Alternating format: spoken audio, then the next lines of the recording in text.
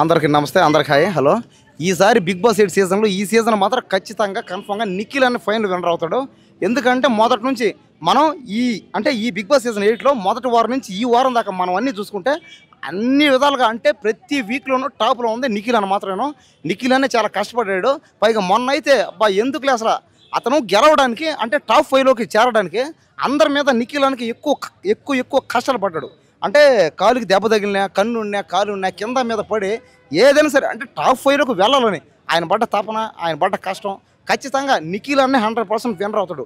ఈ గౌతమ్ కానీ, ఇంకా ఈ ప్రేరణ, ఇంక ఈ నబీలు, అవినాష్ వీళ్ళందరూ కూడా ఛాన్సెస్ ఉన్నాయి. కానీ వీళ్ళకి అంటే మరీ అంత అంటే అభిమానులు కానీ కాస్త వాళ్ళ ఆట మీద కానీ వాళ్ళకే కాస్త అంటే వాళ్ళకి తెలియకుండానే వాళ్ళకేం అర్థం కావట్లేదు అనమాట. అంటే ఇది ఏం చెప్పాలంటే అదే క్లారిటీ లేదు, ఏమీ లేదు అసలు. అసలు ఆ కప్పు మిగతా వాళ్ళకి ఇవ్వాలన్న ఆలోచన కూడా రాకూడదు అనమాట ఎవరికి. నిఖిల్ అన్నకి 100% ఆ కప్పు ఇవ్వాలి.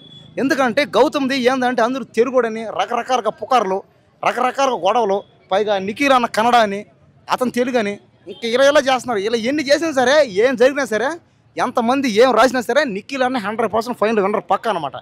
దీంట్లో మాత్రం ఏ డౌట్ అయితే లేదు అసలు. లేదు, ఎందుకంటే లేదు అతనికి. ఎందుకంటే అతను మధ్యలో వచ్చిందే కాకుండా అతను ఆడింది అయితే ఏం లేదే. ఇప్పుడు అతను టాప్ 5లో పోవడానికి అతను మెగా చీఫ్ అయినప్పుడు కూడా బై లక్కీ ఛాన్స్ అది అంతే. అంతేగాని అతను పీకింది ఆడింది అయితే ఏం లేదు. ఫైనల్ విన్నర్ అయితే నిఖిల్ అని 100% పక్క. వస్తే ఏం చేస్తాం, ఇంకా అభిమానులు అందరూ ఇంకా కొట్టి గౌతమ్ని కొట్టి ఆ కప్పు నాకు కొనిపెట్టి నిఖిల్ అనకి ఇస్తాం. ఇంకా అంతే కదా, రూల్ ప్రకారం అదే చేయాలి ఇంకా. కానీ దయచేసి నిఖిల్ అనకి ఇవ్వాలి అంతే కప్పు. ఓకేనా, థ్యాంక్ యూ సార్. బిగ్ బాస్లో ఈసారి ఎవరు గెలిచే ఛాన్సెస్ ఉన్నాయి? బిగ్ బాస్లో ఈసారి నిఖిల్ గెలుస్తాడని అనుకుంటున్నాను. అంటే గౌతమ్కి నిఖిల్కి కొంచెం రేస్ అనేది పెరుగుతూ ఉంది. 1/1 పాయింట్స్ అనేవి పెరుగుతూ ఉన్నాయి. ఈవెన్ గౌతమ్ కూడా మంచిగానే ఇస్తున్నాడు. రావచ్చు అంటారా? ఇద్దరు బాగానే ఆడుతున్నారు, కానీ నిఖిల్ మీద ఎక్కువ ఓట్స్ ఉన్నాయి. నాకు తెలిసి నిఖిల్ గెలుస్తాడు. గౌతము రన్నర్గా నిలుస్తాడు. ప్రేరణ వీళ్ళ సంగతి ఏంటంటారు? అవినాష్ ఇంకోళ్ళందా ఎక్స్ట్రా కండిట్ ఉండాలి కదా, పక్కన ఉండాలి కదా గేమ్స్ కోసం. అసలు ఈ కాన్సెప్ట్ అనేది ఓకే అంటారా అందరికి? లేదండి, లాస్ట్ ఇయర్ కన్నా ఇది కొంచెం తగ్గింది అనిపిస్తుంది. అంతగా దాని మీద రావట్లేదు, అంత చూద్దామని అంత ఇంట్రెస్ట్ ఏం రావట్లేదు. Last year Bigg Boss highlight అన్నిటి మీద. కారణం ఏంటంటారు? పల్లవ్ ప్రశాంత్ వల్ల అంతే. పల్లవ్ ప్రశాంత్ ఒక చిన్న కుటుంబం నుంచి వచ్చాడు కాబట్టి అందరు చూశారు. కానీ అక్కడ కూడా ఆ పల్లవ్ ప్రశాంత్ అందరికి మాట ఇచ్చాడు ఏదో సాయం చేస్తానని, కానీ బయటకు వచ్చిన తర్వాత హెల్ప్ చేయలేదు. అది నాకు నచ్చలేదు. ఇంకా అలాగా ఎవరిని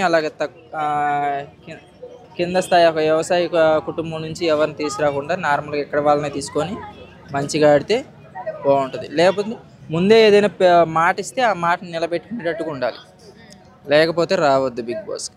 సార్, బిగ్ బాస్లో ఈసారి గెలిచే అవకాశాలు ఎవరికి ఎక్కువగా ఉన్నాయంటారు? నిఖిల్ అండి, 100% నిఖిల్. కావాలంటే మీ ఛానల్లో వేసుకోవచ్చు సీజన్ ముందరే.